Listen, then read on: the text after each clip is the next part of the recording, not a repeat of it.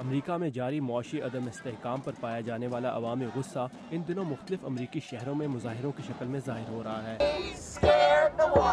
معاشی مندی میں سب سے زیادہ متاثر ہونے والا شعبہ مکانوں کے لیے قرضے دینے کا ہے۔ مکانوں کے قرضوں کی شرح سود اس وقت امریکی تاریخ کی کم ترین سطح پر ہے۔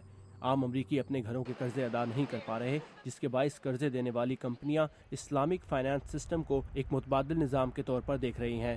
تھامس گینر امریکی ریاست ورجینیا میں اسلامی مالیاتی نظام کے تحت لوگوں کو گھروں کے لیے قرض فراہم کرنے والی سب سے بڑی کمپنی سے منسلک ہیں۔ اس نظام کے تحت کوئی بھی ہم سے بات کر سکتا ہے۔ ہم ایسے سرمایہ کار تلاش کرتے ہیں جو نقصان میں ساجھیداری کے اصول پر لوگوں کو گھروں کے لیے قرضے فراہم کر سکیں۔ لیکن ابھی امریکہ میں اسلامی مالیاتی نظام کے حوالے سے معلومات بہت کم ہیں، اور امریکہ میں شریعت کے قوانین پر جاری بحث نے بھی اس حوالے سے مشکلات پیدا کی ہیں۔ امریکی سرمایہ کاروں کو اسلامی مالیاتی نظام کے بارے میں آگاہ کرنے کے لیے جارج واشنگٹن یونیورسٹی اور US قطر بزنس کونسل نے ایک گفتگو کا اہتمام کیا۔ پیٹرک تھورس US قطر بزنس کونسل کے صدر ہیں، جو امریکی کمپنیوں کو اسلامک فائنانس سسٹم کی طرف راغب کرنے کی کوشش کر رہی ہے۔ یہ سوالات اٹھائے گئے ہیں کہ کیا اسلامی مالیاتی نظام یہاں کام کر سکتا ہے، اور اس کے علاوہ سیاسی طور پر چند گروپس کی طرف سے اس کے خلاف مہم شروع کی گئی ہے۔ پیٹرک کا کہنا ہے کہ چونکہ اسلامی طریقہ سرمایہ کاری شریعت کے قوانین کا حصہ ہے، اس لیے امریکہ میں اس پر اعتراضات اٹھائے جا رہے ہیں۔ جبکہ اسلامک فائنانس پر کئی کتابیں لکھنے والے ڈاکٹر یحییٰ عبدالرحمان کہتے ہیں کہ اسلامک فائنانس سسٹم کی بنیاد ان قوانین پر بھی ہے جو یہودیت اور عیسائیت پر مبنی ہے۔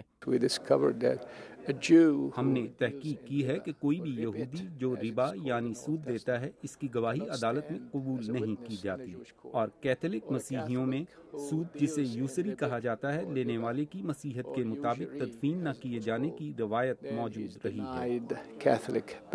Try to kind of put in a framework in terms of the practical reality of what Islamic finance could do economic development wise, and where do we stand with it.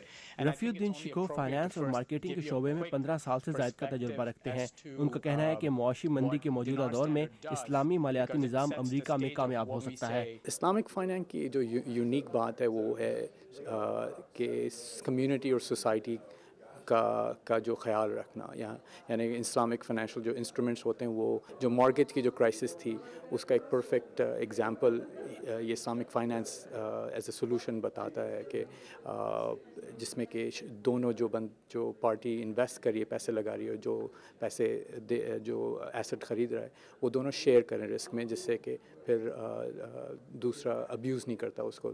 Rafi الدین کا کہنا تھا کہ امریکہ میں آباد 60 سے 70 لاکھ مسلمان ایک بہت بڑی مارکیٹ ہیں، جن کی سالانہ قوت خرید تقریباً $1 ارب سے زیادہ ہے، جس کے باعث یہاں اسلامک فائنانس کی کامیابی ممکن ہے۔ جبکہ ڈاکٹر یحییٰ عبدالرحمان کا کہنا ہے کہ وہ اسے صرف اسلامک بینکنگ کے طور پر متعارف نہیں کروا رہے۔ ہم اسے صرف اسلامک بینکاری کے طور پر پیش نہیں کر رہے، بلکہ ربا فری یا RF بینکنگ کہہ رہے ہیں، جو سب کے لیے ہے۔ میرے خیال میں RF بینکنگ لوگوں کو اپنی طرف متوجہ کرنے میں کامیاب رہے گی۔ رفیع الدین کا مزید کہنا تھا کہ اسلامک فائنانس سسٹم صرف بینکنگ تک محدود نہیں، بلکہ یہ ایک پورا معاشی نظام ہے جس سے موجودہ وقت میں پاکستان میں بھی فائدہ اٹھایا جا سکتا ہے۔ ثاقب الاسلام، اردو VOA، واشنگٹن۔